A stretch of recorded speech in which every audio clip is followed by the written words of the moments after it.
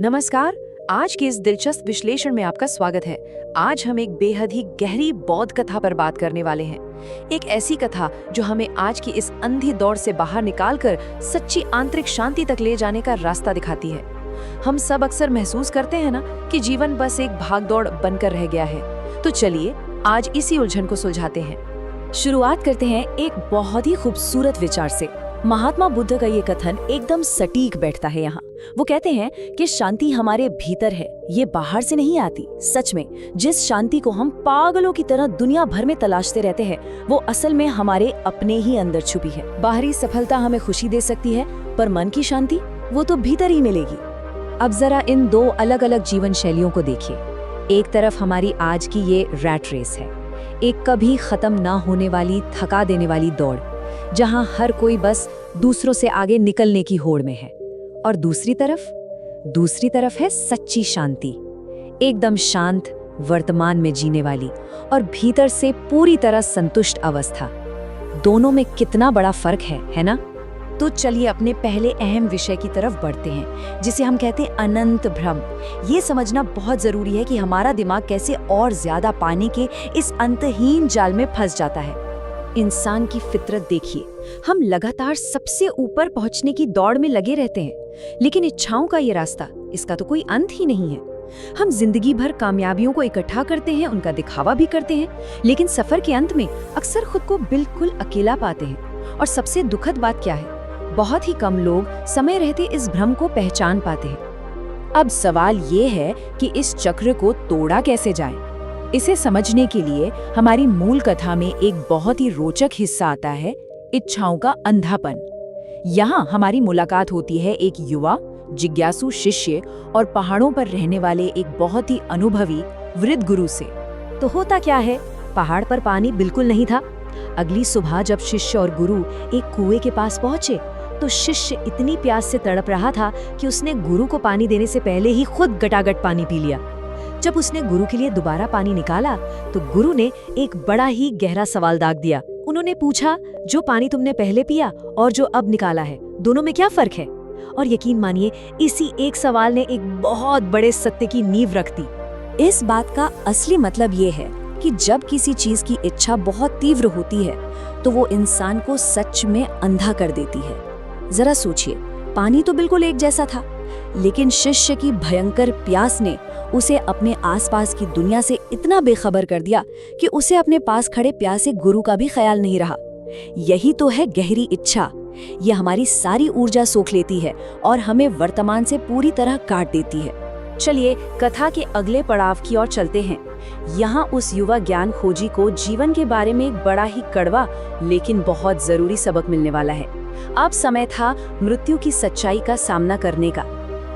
अगले दिन गुरु ने फिर से पानी मांगा, लेकिन इस बार जब शिष्य ने पानी निकाला तो उसमें से बहुत ही भयंकर बदबू आ रही थी।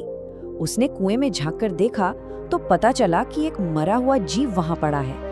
अब यहाँ गुरु ने क्या किया, उन्होंने इस अजीब सी स्थिति को जीवन की सबसे बड़ी सच्चाई यानी मृत्यु की अनिवार्यता को समझाने का जरिया बना लिया।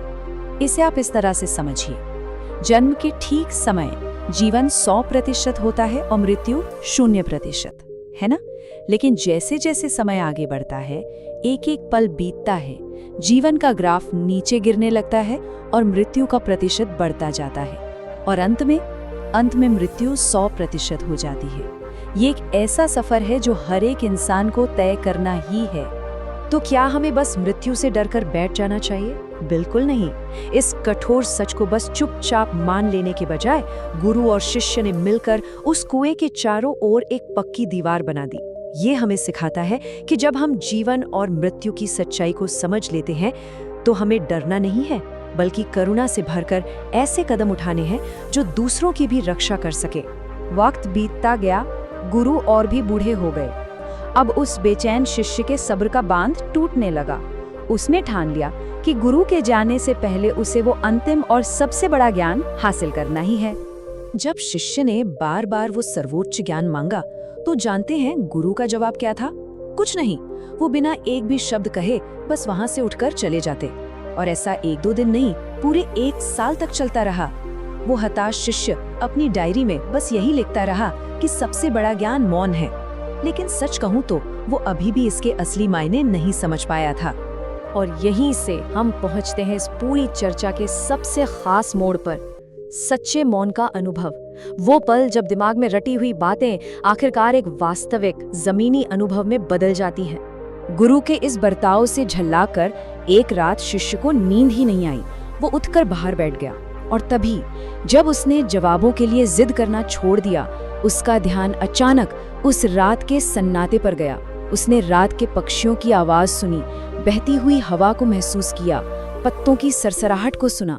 उस एक पल में उसने अपनी जिंदगी में पहली बार एक बहुत ही गहरी, सुकून देने वाली आंतरिक शांति को महसूस किया।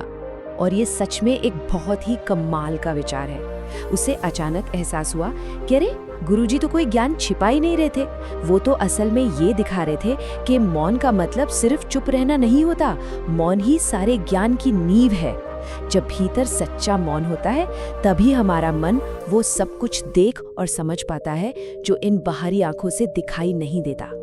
अब सबसे जरूरी सवाल ये उठता है कि सदियों पुराना ये गहरा ज्ञान आज की इस भाग दौड़ भरी शोर शराबे वाली दुनिया में हमारे काम कैसे आ सकता है।